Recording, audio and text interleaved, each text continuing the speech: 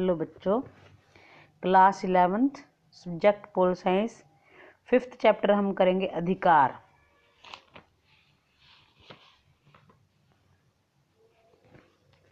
अधिकार के विषय में आप सभी ने सुना है, जैसे कि हमारे संविधान में भी हमें मौलिक अधिकार प्राप्त हैं। तो सबसे पहले हम करेंगे अधिकारों का क्या अर्थ है। अधिकार सामाजिक जीवन की वे अनिवार्य परिस्थितियां हैं जो व्यक्तित्व के विकास के लिए आवश्यक हैं। प्रत्येक प्रकार का दावा अधिकार नहीं होता। बोसांके के अनुसार अधिकार वह मांग है जिसे समाज मान्यता देता है और राज्य लागू करता है।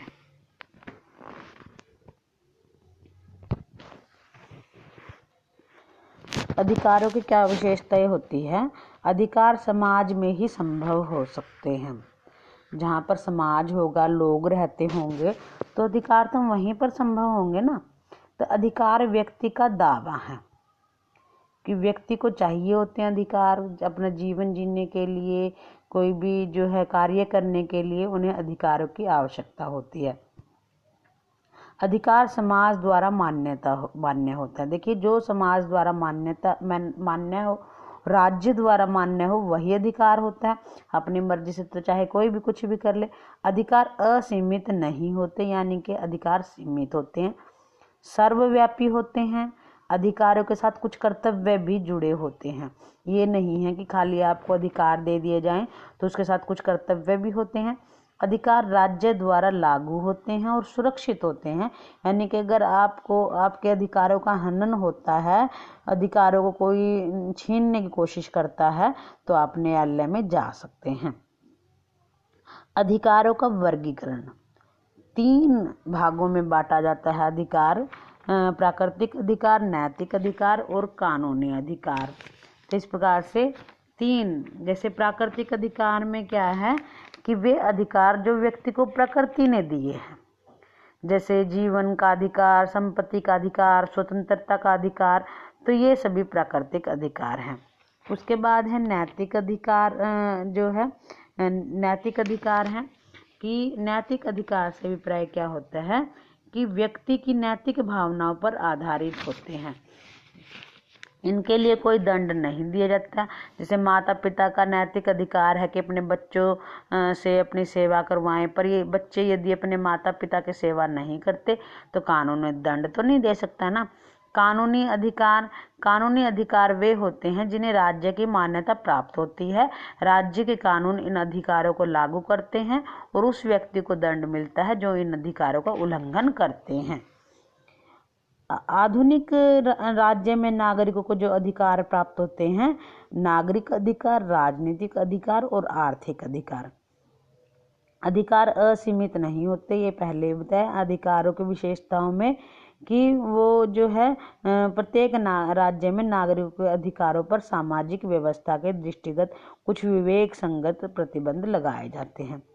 प्राकृतिक अधिकारों की धारणा कि प्रत्येक व्यक्ति को जन्म से ही कुछ अधिकार प्राप्त होते हैं, उन्हें प्राकृतिक अधिकार कहा जाता है।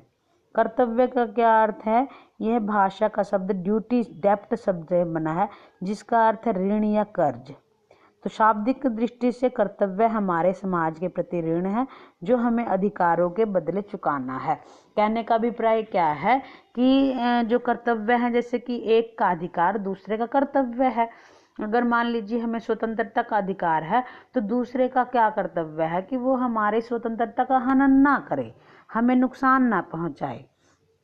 नागरिक के प्रमुख कर्तव्य क्या है। अपने प्रति कर्तव्य है सेवा भावना, दया भावना, अहिंसा, आत्म संयम, आज्ञा पालन व अनुशासन।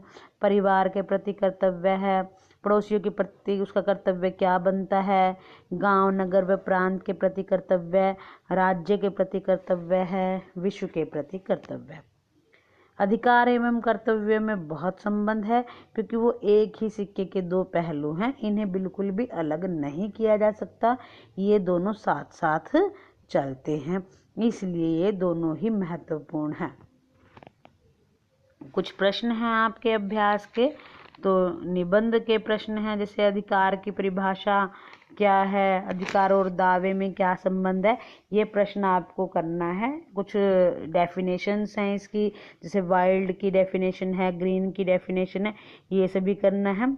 अधिकार की विशेषताओं की रीडिंग आपको करनी है, ये चैप्टर में हो भी चुकी है, कल अच्छे से मैं करवा दूंगी। जैसे अधिकार समाज में ही संभव हो सकते हैं, अधिकार व्यक्ति का दावा है, अधिकार समाज द्वारा मान्य है, अधिकार लोकहित में प्रयोग किया जा सकता है, सर्वव्यापी होते हैं, अधिकार के साथ साथ कर्तव्य भी साथ में चलते हैं, अधिकार राज्य द्वारा लागू और सुरक्षित होता है, स्थायी नहीं होते हैं ये अधिकार, असीमित भी नहीं होते हैं, और अधिकार तर्क संगत और नैतिक भी होता है। और अधिकारों का वर्गीकरण बताया है आपको, प्राकृतिक अधिकार, नैतिक अधिकार और कानूनी अधिकार। तो जो मौलिक अधिकार है वो कानूनी अधिकार, जो कानूनी अधिकार हैं वो 4 भागों में, जैसे मौलिक अधिकार, सामाजिक अधिकार, राजनीतिक अधिकार।